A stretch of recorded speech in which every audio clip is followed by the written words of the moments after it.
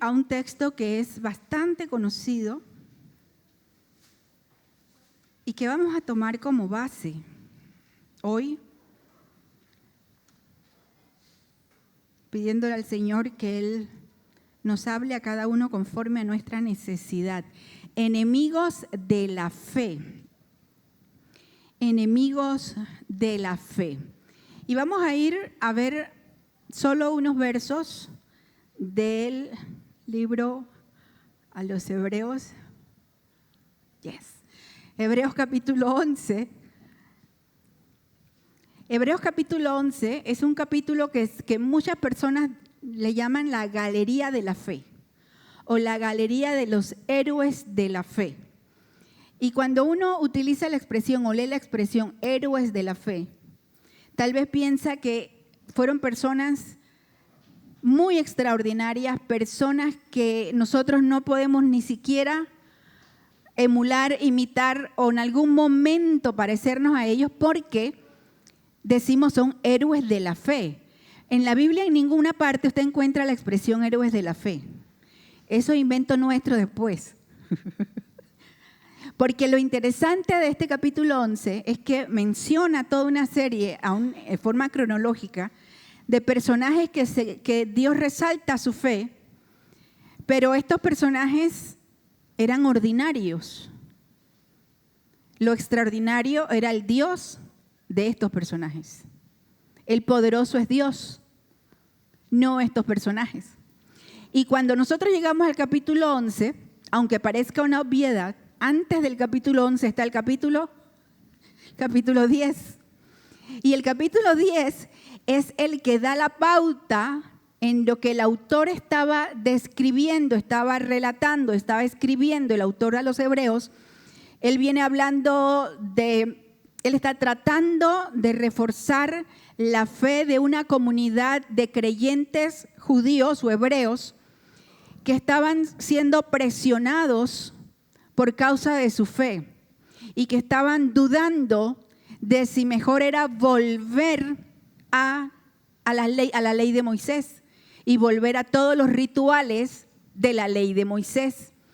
Y el autor entonces dedica todo el libro a tratar de explicarles por qué Jesús es mejor que Moisés, por qué el Evangelio superó a la ley de Moisés, por qué todo lo que Moisés enseñó, describió y está en los libros del Pentateuco de la ley de Moisés, era modelo y sombra de lo que vendría a cumplirse por medio de Cristo, por medio de Jesús. Y él dedica todo esto para animarlos, para recordarles, para si no lo sabían, que ellos entendieran que era mejor quedarse en Cristo que volver atrás, porque en la ley de Moisés no había salvación. La ley dice, enseña la Escritura, no salva. La ley más bien muestra dónde está el pecado, cuál es el error. Pero la ley no tenía la capacidad de cambiar el corazón, de transformar la naturaleza para que ya no fuera el pecado, esa cadena y esa esclavitud en que tenía al ser humano. Y todo esto por medio de Jesucristo. Entonces, cuando él va hablando acerca del sacrificio de Jesús en el capítulo 10, él está hablando de verso 35 del capítulo 10, dice, así que no pierdan la confianza, porque ésta será grandemente recompensada. Y cuando está hablando de la confianza que va a ser recompensada, de no volver atrás, y de que es necesario perseverar, él podría haber saltado inmediatamente al capítulo 12, para hablar entonces que la fe debe estar puesta en Jesús. Dice capítulo 12, puestos los ojos en Jesús, el autor y consumador de nuestra fe. Pero antes de llegar al capítulo 12, en el capítulo 11, él hace una especie de paréntesis en donde él les explica por qué era necesario perseverar y por qué es importante tener fe. Entonces es en esa circunstancia que en el capítulo 11 nosotros nos encontramos con 40 versos que nos van explicando que el autor detalla a 17 personajes. Y de esos 17 personajes, de cada uno, él expresa dónde estuvo el poder de su fe. Cuál fue la característica o la cualidad de su fe. Pero antes de entrar en explicarles y en demostrarles y en hablarles de ejemplos de estas él lo que hace es describir la fe. Y dice en capítulo 11, verso 1, dice, ahora bien, tengo la nueva versión internacional, la fe es tener confianza en lo que esperamos, es tener certeza de lo que no vemos. Y uno dice, ¿qué? ¿What? ¿Cómo yo puedo tener certeza en algo que no estoy viendo? La ciencia humana y la postura humana es yo ver para creer. Decimos, ver para creer. Cuando alguien te promete algo, uno dice, cuando lo vea lo creo. ¿Sí o no? Nosotros tenemos y hemos sido formados con esa idea. Nuestra mente es que hasta que yo no vea, yo no voy a creer. Entonces, el pensamiento que viene de parte de Dios es que no es necesario, cuando hablamos de fe, ver para creer. El pensamiento es el reverso. Cuando crea, voy a ver. Fíjense, dice, ahora bien, la fe es tener confianza o seguridad en algo que yo estoy esperando, tener certeza en que lo que no vemos. Gracias a ella, ¿gracias a qué? Gracias a la fe, gracias a esa confianza, gracias a esa certeza, recibieron un testimonio favorable nuestros ancestros. Está hablando de los judíos, los hebreos, y por eso luego va a dar todo un listado de estos personajes. Luego dice, por la fe entendemos que el universo fue formado por la palabra de Dios, de modo que lo visible no provino de lo que se ve. Estaba escuchando una anécdota de un predicador que decía que un ateo desafió a Dios y le dijo, ¿sabes qué, Dios? Yo voy a demostrar que tú no eres el creador ni eres todopoderoso y que la gente está engañada. Entonces Dios lo miró callado y le dice, tú vas a ver, yo voy a hacer, así como tú hiciste un hombre, yo también voy a hacer un hombre. Y le dice, solo se necesita coger tierra, del polvo de la tierra, barro y hacer un hombre. Y Dios lo miró y le dijo, está bien pues, crea tu propio barro. Haz tu tierra, haz tu barro, haz tu polvo. Porque claro, para el ser humano es fácil decir, voy a tomar esto y lo voy a transformar en esta otra cosa. El ser humano no puede de la nada crear algo. Dios hizo el polvo y luego hizo al hombre. Hizo la tierra y luego hizo al hombre. En la mentalidad del hombre es dame la tierra a ver qué puedo hacer con ella. Pero no se puede rendir a la evidencia de que alguien tuvo que haber hecho la tierra, el polvo. Y luego le dice el texto, por eso el universo fue formado por la palabra de Dios. Cuando uno va a Génesis, la Biblia dice, y dijo Dios, de su palabra, dijo Dios. Y por la palabra de Dios todas las cosas fueron hechas. De modo que lo visible, lo que nosotros vemos en la naturaleza, fue hecho o provino de aquello que no se ve.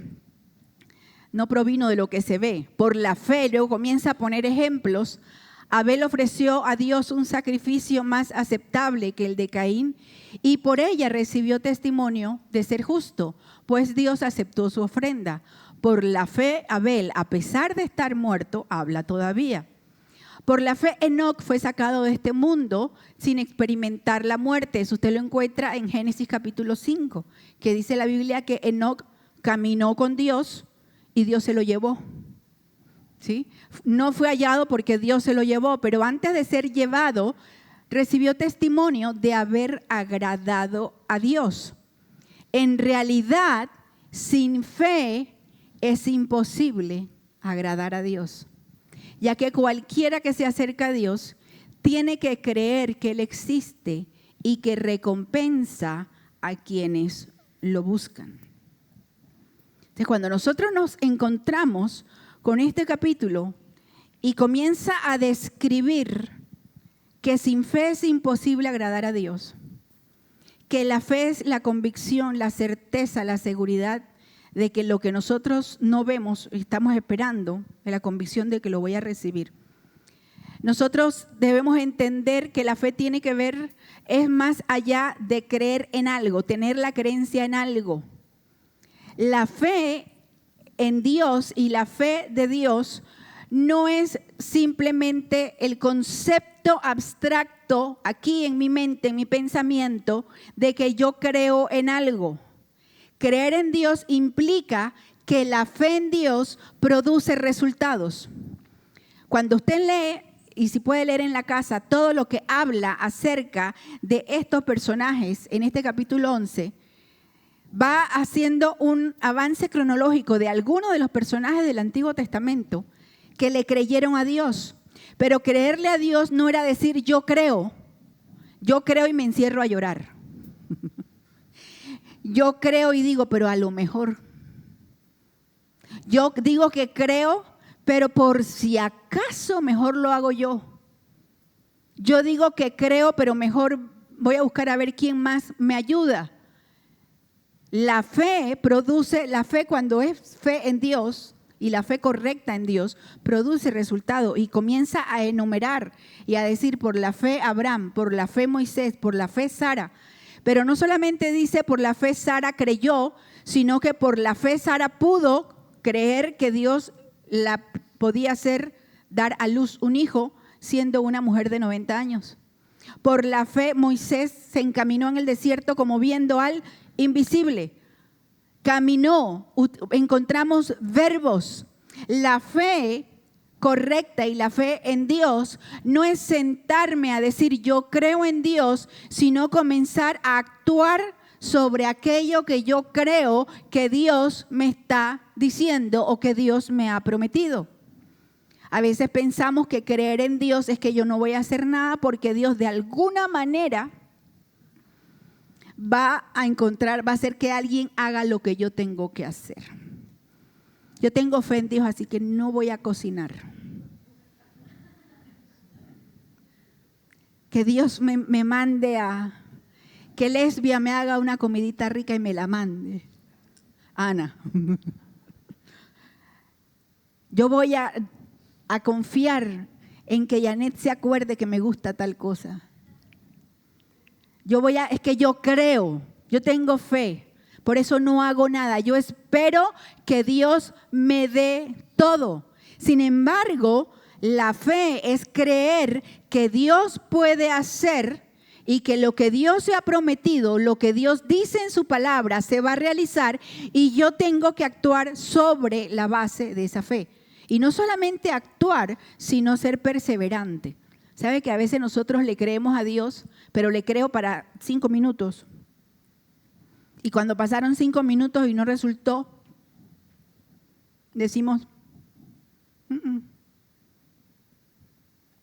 Yo recuerdo que estuve por no sé cuántos años, vino la cirugía de mi esposo, primero me enfermé, luego vino la cirugía del cáncer de mi esposo, mi carro era lo máximo. Yo tenía un Mitsubishi Lancer de 5 cambios, así es, de eso que tú metes así y te vas volando.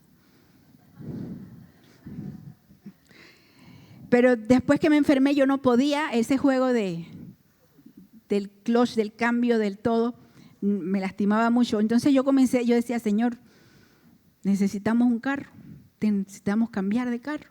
Guillermo tampoco ya le hacía bien con el asunto de la cirugía. Y a orar. Pero no crean que yo oré 10 minutos y que dije, bueno, Señor, necesito un carro. ¿Tú sabes que necesito un carro? Y abría la ventana para ver si había llegado el carro. No. Fueron bastantes años. Desde ese momento hasta que el Señor, 5 o 6 años, no me acuerdo, orando por un carro.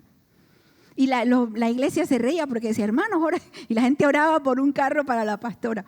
Y cuando aparecen las cosas, cuando surgen las cosas, y Dios nos da lo que nosotros estamos esperando, nosotros creerle a Dios es creer que en algún momento Él sabe cómo me va a dar un carro, pero yo tengo que orar por ese carro, yo tengo que investigar, yo tengo que ahorrar para tener para cuando el carro aparezca, saber con qué, porque ahora voy a decir, Señor, regálame el carro, encima quiero que me lo regale. No, la fe no es un pensamiento que se debe quedar aquí, sino que la fe lleva implícito dos de las áreas nuestras, la mente y el corazón. Cuando decimos corazón, aquí hablo de las emociones. Fíjense que cuando uno estudia la definición de fe en sus diferentes acepciones en la Biblia, uno descubre que la fe tiene que ver con el creer acá, en lo cognitivo, en el pensamiento, creerlo, pero también con la convicción también tiene que ver con aferrarse emocionalmente a aquello que yo estoy esperando o entendiendo aquí que necesito. Entonces, por eso es que la fe en Dios, por un lado, en primer lugar, tiene que venir de parte de Dios, y por otro lado, implica una acción nuestra. Nosotros podemos decir, sí, yo le creo a Dios, pero vivo enojada porque Dios no me da aquello que yo quiero que me dé.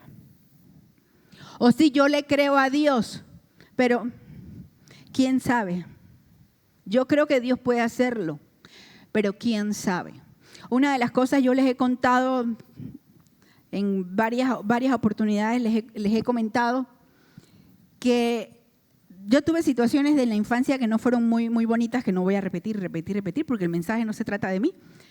Pero cuando uno tiene una situación medio traumática en la infancia, papás, cuiden siempre la infancia de sus hijos. Cuando uno tiene una situación medio traumática, hay algo que pasa que se queda como una huella en la mente del niño. El niño hay una huella que se queda marcada, primera de Erika 4:20, hay una huella que se queda marcada en la mente del niño, que es como una sensación de que lo malo que le pasó es porque él o ella lo provocó o se lo buscó, o porque fue mal niño o mala niña, y que como eso le pasó, ya realmente no tiene derecho o esperanza de tener cosas buenas, porque la vida te enseñó desde pequeñita o desde pequeñito que tú no mereces cosas buenas. No sé si me estoy explicando. Te queda es muy inconsciente, porque un niño no va por la vida diciendo, al contrario, los niños van diciendo, yo quiero, yo me merezco, dame. Pero hay en el fondo una sensación de que tal vez llegue, pero como yo no me lo merezco, como yo no valgo. Y yo estoy hablando de que cuando yo vine a entender esto, ya yo era pastora, psicóloga, whatever, la marca tan grande que yo había cargado toda mi historia de vida. Y ¿cómo me di cuenta? Yo estaba convencida de que yo no merecía realmente nada bueno. Y la vida se encargaba de demostrármelo, porque todo lo que yo quería se demoraba o no llegaba. Y lo último fue cuando recién casada, tenía como un año casado, no teníamos muebles, Guillermo y yo. La mesa de comedor era una caja así, de esas cajas grandes llena de libros, llena de libros. Y entonces esa era la mesa del comedor con 4 sillas que compramos y con un mantel. Eso eran nuestros muebles. Y vivíamos en Colón y yo viajaba todos los días a la universidad. Y cuando por fin logramos conseguir un crédito y no sé qué para la mueblería, ya saben estas historias de mueblerías que son, para comprar un juego de sala, en la mueblería me avisaron, se lo vamos a llevar tal día. Yo me asomaba a la calle. Y salía, vivía a orilla de calle, así es que 9, 10 de la mañana, 11 de la mañana, 12. ¿Usted cree que esta niña, que era psicóloga, directora de un instituto bíblico, profesora de teología, le dio por ir a orar y decirle, Señor, mis muebles? No. Esta niña, psicóloga, profesora de teología, se sentó en el comedor a llorar con una lástima propia y a decir, es que yo ni siquiera me merezco que mis muebles lleguen. Loser, víctima. Más adelante, una hora después, llegaron los muebles. Pero ella, yo estaba convencida, tirada a morir, diciéndole a Dios, es que tú no me quieres, es que yo sabía que no me ibas a dar los muebles, que yo sabía porque yo no me merezco nada. Y ustedes me miran y dicen, pero ¿cómo, pastora? Por un juego de sala, ¿sí? Porque cuando uno tiene dañado el motor emocional y mal conectado con el motor de la cabeza, una cosa es lo que uno cree que piensa y otra cosa es que los sentimientos están caminando en armonía. Y cuando uno no entiende los procesos que uno tiene dentro y que uno ha vivido y cómo le han impactado en su vida, uno no entiende lo que es caminar por la fe. Porque es cierto, si nosotros entendemos la palabra de Dios, nosotros no merecemos nada desde el punto de vista de que por mi esfuerzo yo no merezco nada, por mis obras yo no merezco nada, yo no soy buena, por eso yo no merezco nada. Pero por la gracia de Dios y la obra de Jesucristo en mi vida, que transformó mi vida y que ahora vive Cristo en mí, ahora Él me mira como su especial tesoro y ahora Él me ha hecho merecedora de su gracia por la obra de Jesucristo. No por mis méritos, no por tus méritos, no por algo que tú puedas hacer. No por lo piadosos que podamos parecer, no por lo generosos que podamos ser, no por obras nuestras, sino por la obra de Cristo en nuestras vidas. Por eso es cuando el Señor te ve y está mirando a Iranis, Él mira la obra de Cristo y le dice, voy a bendecir a Iranis, porque ella es del Señor.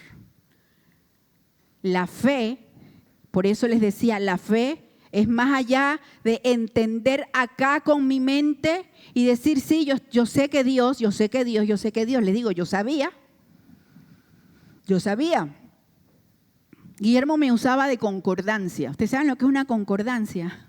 Una concordancia es las palabras que están en la Biblia. Tú te vas a un libro que se llama Concordancia y la buscas y te dicen qué versículo están.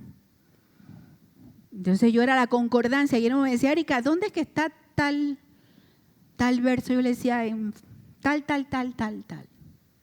En tal. Era la concordancia.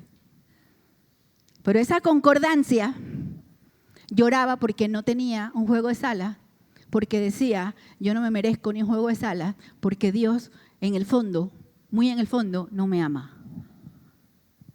Hasta que entendí, Erika Harris, tiene que haber algo que entiendas y que cambie en tu manera de entender a Dios. Entonces, ¿cuáles son esos obstáculos que nosotros vamos enfrentando a lo largo de nuestro caminar con Dios? Porque uno puede decir, bueno, esto le pasa a alguien que está comenzando a conocer a Dios, que está comenzando en la iglesia. No. Esto le puede pasar a cualquier creyente en cualquier etapa de vida, porque tiene que ver con enemigos a veces internos y a veces externos que se van levantando en contra de nuestra fe en Dios. Y recuerde, la fe cuando está bien puesta en Dios debe producir resultados. Siempre en Dios, Dios produce, Dios da fruto. Dios en nosotros no nos deja una vida vacía y estéril en los diferentes ámbitos en que nos movemos. Dios quiere bendecirte. Dios quiere que tu negocio vaya bien. Dios quiere que tus estudios vayan bien. Dios quiere que tu familia vaya bien. Dios quiere que sea transformado tu carácter. Dios quiere bendecirte. Lo que pasa es que a veces nosotros no entendemos que la forma en que Dios nos bendice nos duele. Porque a veces para que tu negocio vaya bien, hay cosas que tienes que cambiar. Hay pérdidas que tienes que enfrentar. A veces para que te vaya bien en tu familia, hay cosas que tienes que confrontar. Nosotros entendemos mal el asunto de la bendición de Dios y pensamos que la bendición de Dios es que todo me va a ir bien, aunque todo lo hagamos mal. Dios nos quiere bendecir. Ahora, ¿cuáles son algunos de estos enemigos de la fe? En primer lugar, falta de conocimiento. Y a propósito no puse los versículos completos en la pantalla para que usted busque en su Biblia. Ya sean los que tienen el teléfono lo van facilito porque solo los que tienen en papel. Oseas está después del libro de Daniel, el Antiguo Testamento, y dice en Oseas 4:6, voy a leer la primera parte, pues por falta de conocimiento mi pueblo ha sido destruido. Dice otras versiones, mi pueblo perece por falta de conocimiento. Y estaba hablando y uno piensa que tenía que ver, que ¿conocimiento de qué? ¿Qué le faltaba conocer? Está hablando del pueblo de Israel. El pueblo que se supone tenía la escritura y tenía la ley y debía conocer. Sin embargo, no conocía. Y cuando tu fe se ve disminuida, cuando tu fe o mi fe no crecen, es cuando a nosotros nos falta conocimiento. ¿Conocimiento de qué? Nos falta conocer a Dios y nos falta conocer su palabra. Nos falta conocer a Dios. ¿Cómo conozco a Dios? Por medio de su palabra, por medio de la oración, por medio de sus promesas. ¿Qué necesito conocer de Dios? Yo necesito conocer, en primer lugar, el carácter de Dios. ¿Quién es Dios y cómo actúa Dios? No un Dios hecho a mi imagen y semejanza. No un Dios conforme a fábulas o a pensamientos humanos que diseña dioses a domicilio. Y que dice, es que mi Dios tiene que ser así, es así, es así, es así, y ese es el Dios que a mí me gusta. Perecer por falta de conocimiento. Cuando uno conoce el carácter de Dios y entiende lo que significa que Dios es santo, que Dios es perfecto, que Dios es fiel, que Dios no miente, que Dios es bueno, que Dios cumple su palabra, que Dios se comunica y tiene comunión con nosotros, que Dios es amor, que Dios nos ama y que nos ama con un amor eterno. Cuando uno entiende y va conociendo el carácter de Dios, uno no duda de que Dios puede cumplir aquello que ha prometido. Pero nosotros a veces nos pasa como le pasaba a Job. Job, cuando él hablaba y hablaba y hablaba en sus amigos, que si no ha leído el libro de Job se los recomiendo. Y en medio de sus desgracias, los amigos, entre comillas amigos, con amigos como los amigos de Job, no gracias. Los amigos de Job le hablaban, lo regañaban, lo confrontaban. Ellos eran muy justos por encima de Job. Y Job también filosofaba, era un gran filósofo. Y hablaba mucho y decía. Y cuando Dios se le da a conocer a Job, Job capítulo 38 en adelante, y Dios se le revela a Job, llega a decir Job, de oídas te había oído, pero ahora mis ojos te ven. No es lo mismo oír de Dios o imaginar cómo es Dios que conocer realmente a Dios. Y otra vez, no puedes conocer a Dios, no podemos conocer a Dios por medio de terceros. Ni es un virus que se contagia. Yo no puedo simplemente conocer a Dios porque cada domingo escucho una enseñanza o porque cada día escucho que alguien dice y cuenta. Yo no puedo conocer a Dios porque me gustan las figuritas que salen en el internet y las pego copy paste y las pongo en el... ¡Ay, maravilloso! Y creemos que conocemos a Dios. Y de repente uno se asombra. Yo todavía me asombro. No solo me pasa en Panamá, en cualquier lugar X del mundo. Pasa y es sorprendente que uno se encuentra con creyentes que tienen mucho tiempo de estar en la iglesia, de supuestamente conocer de la palabra, y cuando usted los escucha hablar o les hace preguntas sencillas acerca de Dios, usted se da cuenta de que no tienen idea. Y uno dice, pero tiene tantos años y no te puede explicar un concepto sencillo. Y no te puede decir, no te puede explicar lo que significa, lo más sencillo. Y uno dice, ¿por qué? Y luego vamos a nuestras vidas y nos damos cuenta que en nuestras vidas no hay fe para caminar hacia adelante. No hay fe para creerle a Dios. No creemos que lo merecemos. No creemos que Dios nos va a contestar.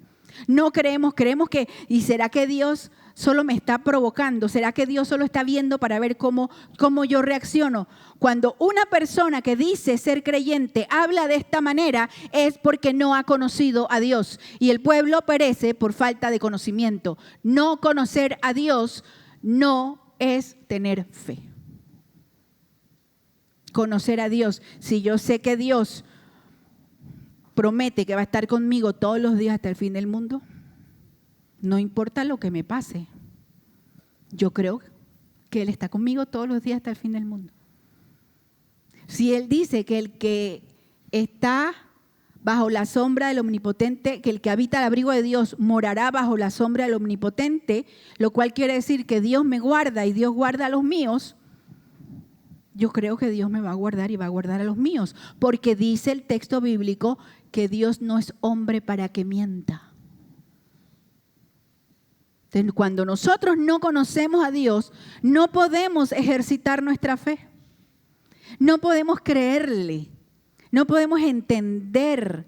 Podemos emocionarnos con algo que pase, podemos emocionarnos con una predicación, podemos emocionarnos con una canción, podemos emocionarnos cuando vemos lo que Dios ha hecho en otra persona, pero en el fondo yo no estoy disfrutando de una vida con Dios porque no conozco a Dios. El pueblo perece por falta de conocimiento.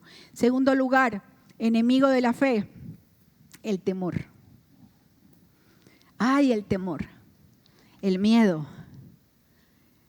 Muchas veces hemos visto que, y se dice y se utilizan estadísticas, que el concepto de temor aparece más de 365 veces en la Biblia. Y uno dice, ¿pero por qué tanto? Porque somos especialistas en el miedo. Tenemos doctorados en miedo y somos temerosos. Y la Biblia dice en Mateo 8, 24 al 26, también es un texto o una historia conocida en el ministerio de Jesús, Mateo 8, del 24 al 26, cuando el Señor calmó la tormenta. Dice, de repente se levantó en el lago una tormenta tan fuerte que las olas inundaban la barca, pero Jesús estaba dormido. Los discípulos fueron a despertarlo. Señor, gritaron, sálvanos que nos vamos a ahogar. Ellos miraron a Jesús, ellos tenían tiempo caminando con el Señor, pero todavía no le conocían. Lo habían visto hacer milagros, pero aún no estaba esa fe que les hacía creer, Él puede hacer un milagro en esta ocasión. Él puede hacer algo en esta ocasión. Y fíjense que ahí otra vez la falta de conocimiento. Entonces dice que el Señor les dice, hombres de mucha fe, de poca fe. Les dice, hombres de poca fe, y el Señor identifica la raíz de la poca fe cuando les dice, ¿por qué tienen tanto miedo? Y los seres humanos sí somos miedosos. Ayer me fue mi hermano que encontró guayabas en Merca, de las buenas. Yo soy fanática de las guayabas. Me fue a llevar unas guayabitas mi hermano y fue con la bebé tiene 1 año y medio, la que les digo que dispara y todo. Y ella se maravilló cuando vio al perrito, a Bobby. Y como ya camina y medio está comenzando a hablar, y yo le decía, llámalo, dile Bobby, Bobby. Y decía, bebé, bebé. Y le salía cualquier cosa. Y ella se acercó para hacerle así, parecen esos, tienen ese pelo que parece un copo de lana. Y fue a hacer así, y yo con ella, yo guiándole la manito, y la mamá y mi hermano, los dos así como diciendo, mínimo se la comió el perrito. Porque, ¿dónde viene el problema del miedo? Aquello que nos genera la sensación de que voy a sufrir o de que voy a tener alguna pérdida. Y esa es la raíz del miedo. La raíz del miedo es no quiero sufrir, no quiero perder. Entonces, como yo no me siento segura de eso que apareció, aunque sea una motita de lana y aunque sea una cosa de lo más dulce y un viejito, yo no sé lo que puede pasar. Y como yo no sé lo que puede pasar, y lo que puedo perder y lo que puedo sufrir, tengo miedo. Dice la palabra de Dios que el perfecto amor de Dios echa fuera el temor. ¿Qué afecta? ¿Qué impide que le creas a Dios lo que Él va a hacer? Porque te da miedo o me da miedo experimentar pérdidas o experimentar dolor. Tener sufrimiento. Obviamente a nadie le gusta sufrir, pero nosotros, la falta de fe se trasluce en que, otra vez les digo, esa conexión mente-corazón. Acá yo puedo decir, no, yo sé que Dios me puede guardar de la tormenta, pero cuando yo veo la ola, acá el miedo es muy grande. Y el perrito estaba feliz, le movía el rabito y todo lo demás. Él quería congraciarse con la niña. Pero ese mismo perrito feliz que quería congraciarse, ayer en la madrugada cayó una tormenta, yo no sé si ustedes se dieron cuenta, una cosa espantosa. Cuando llueve, él no sabe dónde esconderse. No encuentra un hueco suficientemente pequeño, angosto, donde él se sienta seguro. Porque le da miedo el ruido de la tormenta. El mismo perrito dulce. Nosotros podemos acá tener la mente, el pensamiento, la idea clara y decir y repetir, sí, yo sé que esto va a pasar, yo sé que yo puedo con esto, yo sé que Dios está conmigo, yo sé porque lo ha prometido, pero me da miedo. Si no funciona, ¿y si me duele? ¿Y si pierdo? Entonces, muchas veces, por eso dicen la gente, el miedo paraliza. Y el miedo paraliza nuestra fe. Cuando el Señor los confronta y Él les dice, imagínense el poder y la autoridad de Jesús, que Jesús estaba durmiendo en medio de la tormenta. Durmiendo. Y ellos no solamente, ellos no fueron a decirle, Señor, oye. No, dice que ellos le gritaron, Señor. Cuando el miedo está asociado con la angustia, cuando no sabes qué hacer, el miedo paraliza. Temor. Otro enemigo favorito que va muy asociado con el miedo, la ansiedad. Jesús dijo, Mateo 6, un poquito más atrás del pasaje donde estábamos, Mateo 6, 34,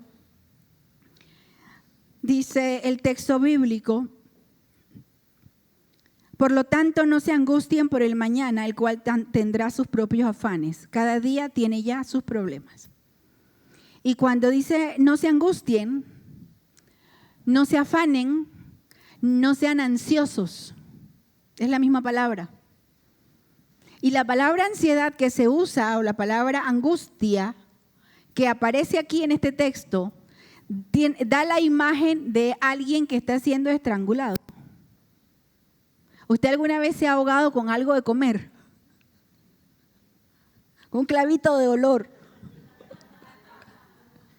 Se estaba ahogando hoy Fide con un clavito de dolor. Esa sensación que no puedes respirar. Y esa necesidad de buscar aire. Y puede que acá tu mente diga, va a pasar. Pero la sensación es tan fuerte que de ahí se asocia el miedo a morir cuando la gente tiene crisis de angustia o ataques de pánico. Está asociado, la persona piensa literalmente que se está muriendo y que se puede morir. Por eso es que es tan fuerte la imagen que utiliza el Señor cuando dice, no se angustien.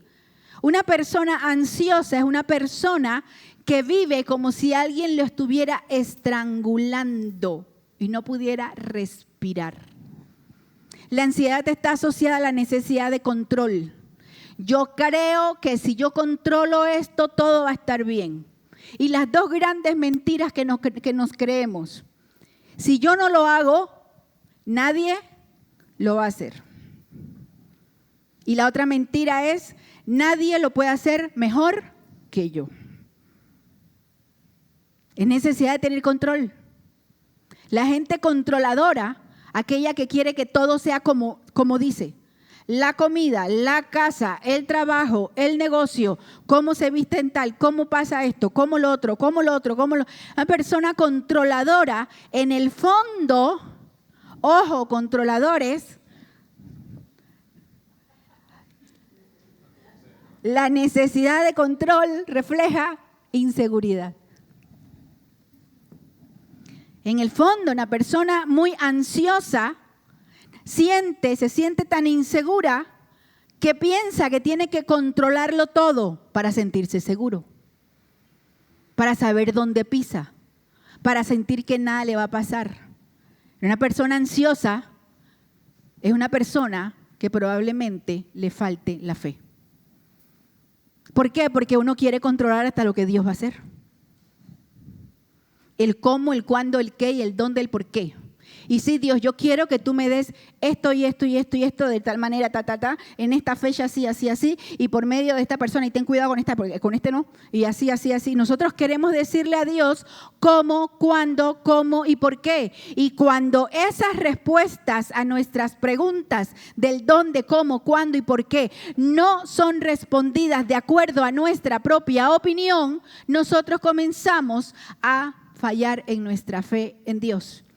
E incluso llegamos a pensar inútilmente que nosotros pudiéramos hacerlo mejor. Y cuando nosotros comenzamos a perder el control de las cosas, es cuando uno comienza a sentir que te están apretando el cuello. Fíjense la imagen tan fuerte que el Señor le dice, no estén ansiosos. Es la misma expresión que utiliza Pablo en Filipenses. Por nada estén ansiosos. Antes bien sean conocidas sus peticiones delante de Dios. ¿Cuál es el remedio contra la ansiedad? Ir delante de Dios, entregarle el control al Señor, tener fe en que Él tiene control de las cosas. De todas maneras, mi control no es mejor que el control de Dios. La voluntad de Dios es mejor que mi voluntad, porque la voluntad de Dios es siempre buena, es siempre agradable y es siempre perfecta. Debemos aprender a creerle a Dios de tal modo que la ansiedad, la necesidad de tener control, entonces hemos confundido ansiedad. ¿Usted se da cuenta de cómo nosotros nos engañamos a nosotros mismos? Digo nosotros los seres humanos. Ahora hablamos, ya no decimos, es que siempre es bueno una dosis de estrés positivo o de ansiedad funcional. Porque en el fondo, es cuando uno tiene así un nivel saludable de estrés, un nivel sano de ansiedad, uno actúa y uno se mueve y uno hace las cosas. Esa es una contradicción total. Eso es paradójico, contradictorio. Porque precisamente no existe un estrés positivo ni productivo. El estrés genera o libera hormonas que son tóxicas en nuestro organismo. Y el Señor no nos dice, ten ansiedad productiva. Ten angustia funcional. Él dice, por nada estés angustiado, por nada estés afanado. Si no sean conocidas tus peticiones, esa es la fe. Y decir, pero Erika, eso es como una irresponsabilidad. No es una irresponsabilidad, se llama fe. ¿Vas a dejar de actuar? No, tú vas a hacer la parte que te toca. Pero es muy diferente hacer lo que a uno le toca con alegría, con buena disposición de ánimo. Yo cada vez que tengo a Iranis, la tengo enfrente y uso a Iranis, sorry Iranis. Iranis en su emprendimiento, recuerden, acérquense para que contraten el emprendimiento de Iranis. Es un emprendimiento maravilloso de Clean, Iranis Clean. Imagínense que si ella se levantara todos los días con el estrés de que y si no funciona, y si no sale bien, y si se daña, el producto daña los muebles, y si tal cuestión, y si no llegan, y si el tráfico no me deja llegar. Cuando ella llegue, ella está recién se despertó y esos son sus pensamientos. Cuando ella llegue al lugar de trabajo, ¿cómo va a llegar? Agotada. No haber comenzado el día y ella ya va mal. Pero es que esa es nuestra especialidad. Eso no es una cosa, es la motivación. La motivación es sí, ese motor que me mueve a actuar, a hacer las cosas, a tener buena disposición, a ir a trabajar todos los días con disposición, a levantarme a atender a mi familia, a mis hijos, la casa, a ir al negocio con esa disposición y ese ánimo. Eso no es estrés positivo, eso es una motivación correcta. Pero cuando nosotros conocemos a Dios y vivimos por fe en Él, nosotros podemos tener esa disposición y esa productividad porque vamos confiados en que Dios tiene el control y que aunque haya cosas que no vayan a salir a mi manera o como a mí me gustaría, yo podré terminar el día diciendo, el Señor dio, el Señor quitó, sea el nombre del Señor bendito. Vivir en fe, por fe, sin ansiedad. Otro enemigo favorito de la fe, la duda. En Santiago, el capítulo 1, también un texto bastante conocido, Santiago, estamos en el Nuevo Testamento, después que pasamos Hebreos, que fue el texto que vimos, nosotros nos encontramos con la carta del apóstol Santiago en el verso 1, los versos 6 y 7 dice, pero que pida con fe. O sea, si alguien le está pidiendo a Dios, pida con fe, sin dudar, porque quien duda es como las olas del mar, agitadas y llevadas de un lado a otro por el viento. Quien es así no piense que va a recibir cosa alguna del Señor. Es indeciso e inconstante en todo lo que hace. Ese es el que usted sabe, el concepto, otra vez, la duda, tal como la describe Santiago, ocurre en la mente, en el pensamiento. Y el concepto que va describiendo Santiago en el griego es como los pensamientos que atraviesan y regresan. Cuando usted tiene y piensa, ahora sí, no, mejor no. Sí, esto es lo que voy a hacer. No, es que esto no va a funcionar. Es que, y podré confiar en esa persona. No, yo no puedo confiar en esto. No, yo no voy a hacer esto porque, ¿y si pasa algo?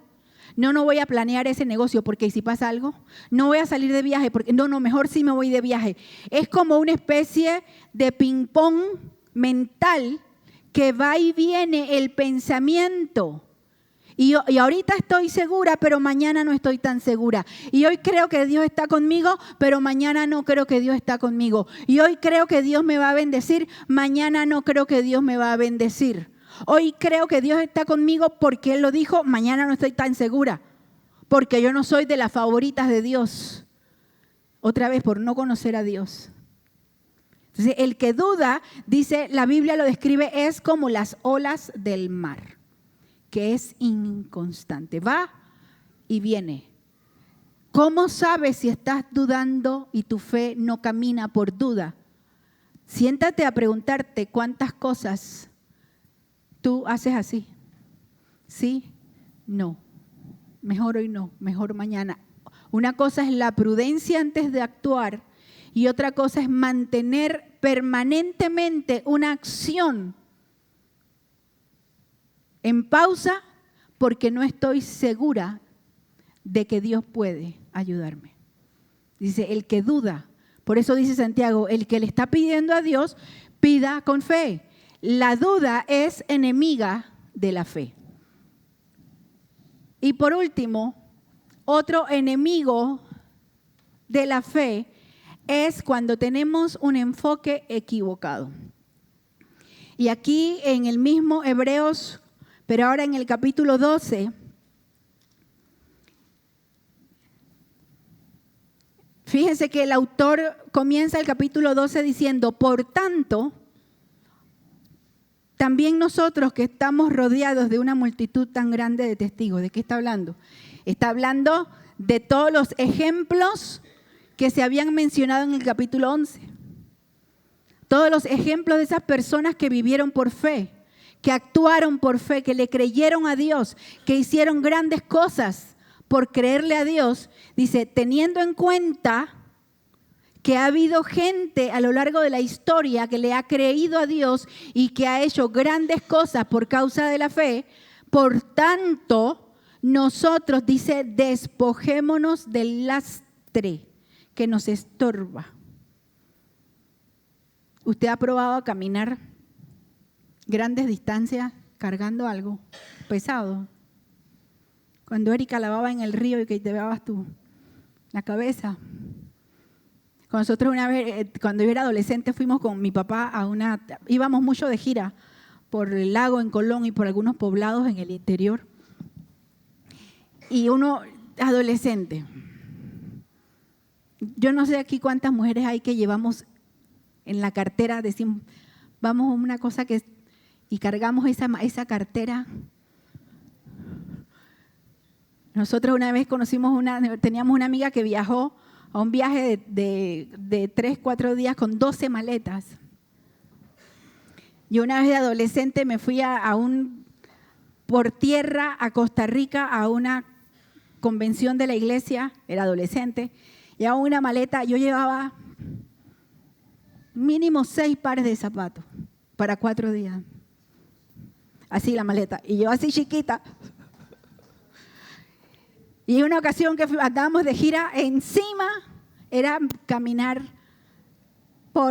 entre llanura, cruzar ríos, cruzar para llegar en la montaña, para llegar a un pueblecito, cargando aquello que yo no iba a usar.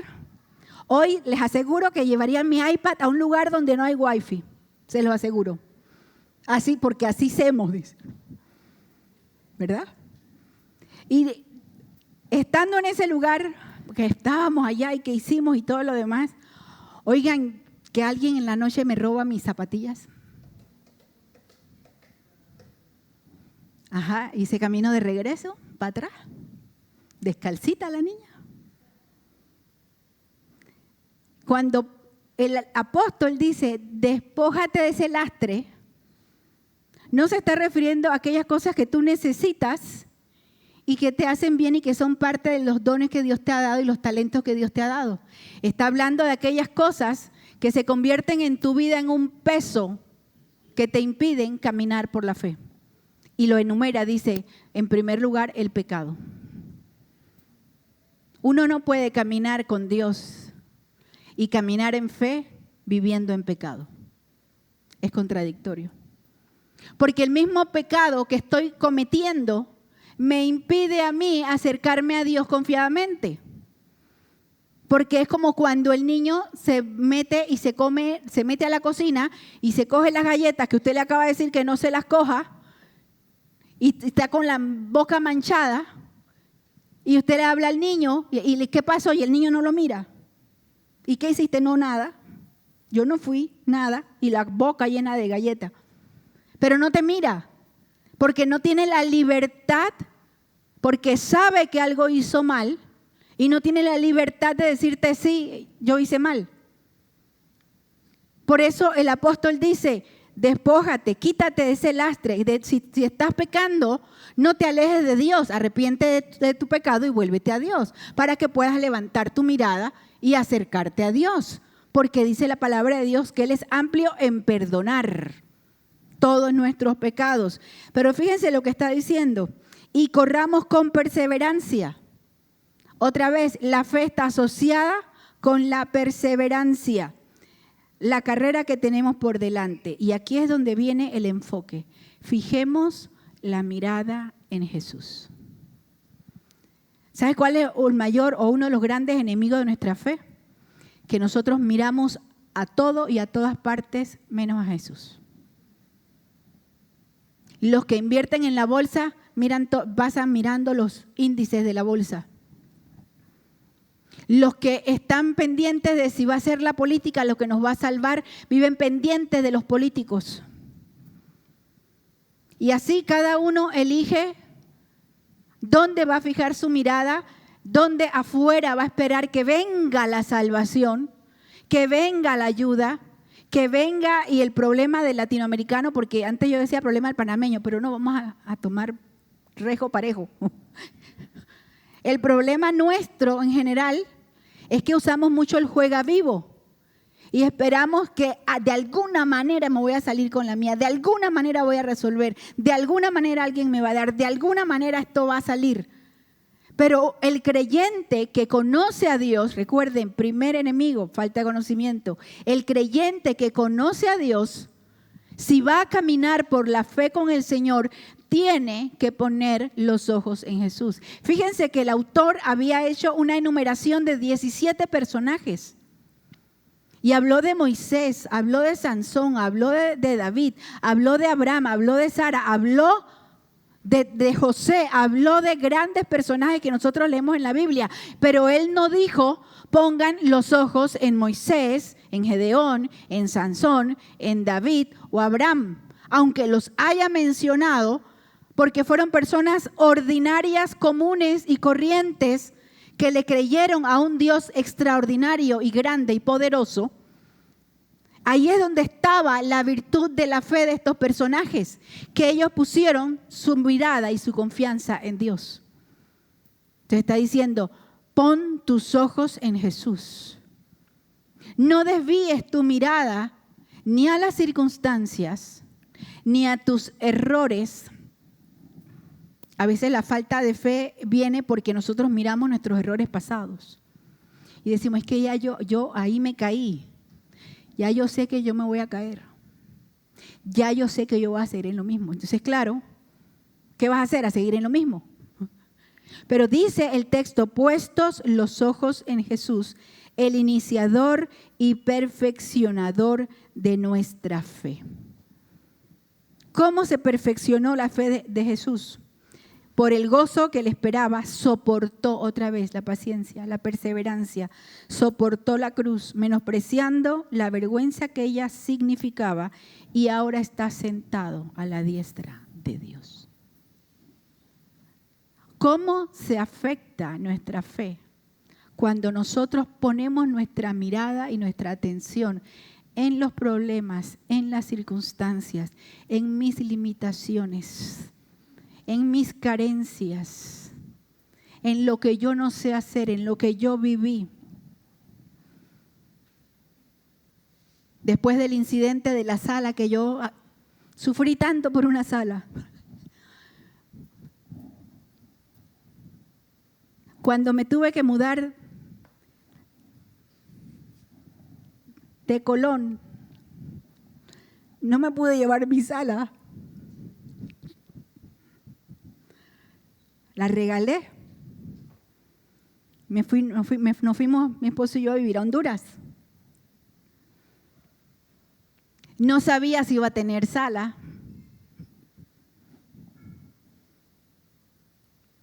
¿Qué aprendí? Salas hay en todas partes. ¿Qué aprendí? A veces te toca una bonita y a veces se demora. A veces te sale una que era lo máximo, tú ves que era lo máximo y a los 3 días tiene polilla. Y tú dices, ya no se puede confiar ni en las salas. No se puede confiar en las salas. Ahora, cuando necesito una sala, pongo mis ojos en Jesús. Porque Él es el que puede darme la sala. ¿Dónde está tu mirada? Para tu familia, para tu negocio, para tu vida interna, para tu realización personal, para aquello que no has logrado, aquello que no has hecho. ¿Dónde está tu mirada? ¿Tienes una mirada derrotista? ¿Vives pensando, es que yo no puedo, es que yo no sé, es que yo no estudié, es que este no es mi país, es que yo estoy solo, yo estoy sola, es que yo he cometido tantos errores, es que hay gente que es mejor que yo, hay gente que sabe más que yo, es que a mí me maltrataron tanto, es que. ¿Cuándo comenzará tu fe a producir resultados? ¿Cuándo crezcas en el conocimiento de Dios?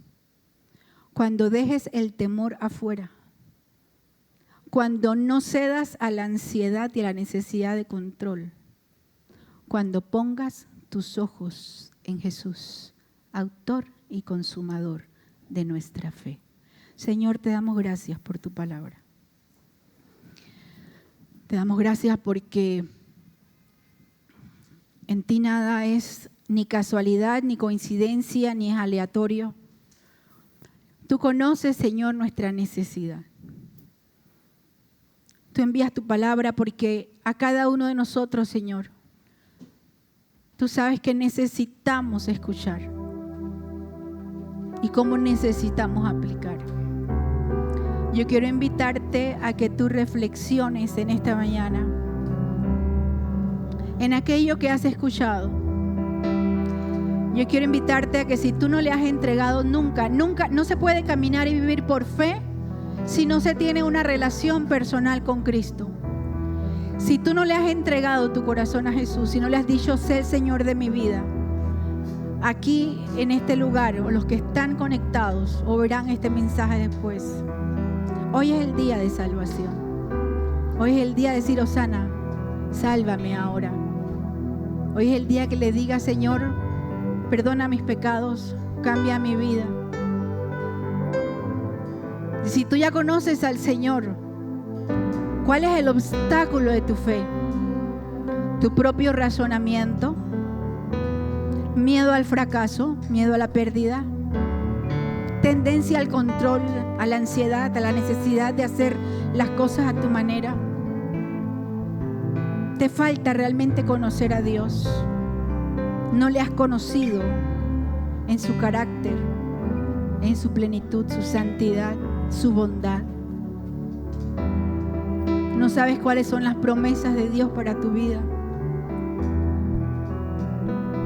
¿Estás acostumbrado, acostumbrada a mirar tus circunstancias en lugar de mirarlo a Él? Yo te invito a que tú le digas, Señor, ayúdame en mi fe, ayuda mi incredulidad, enséñame a caminar contigo, agradarte, porque sin fe es imposible agradar a Dios. Caminar y vivir creyendo que lo que tú enseñas en tu palabra es verdad. Que yo pueda correr hacia ti, porque a ti correrá el justo, porque tú eres torre fuerte para nuestras vidas. Díselo al Señor, ponte de pie.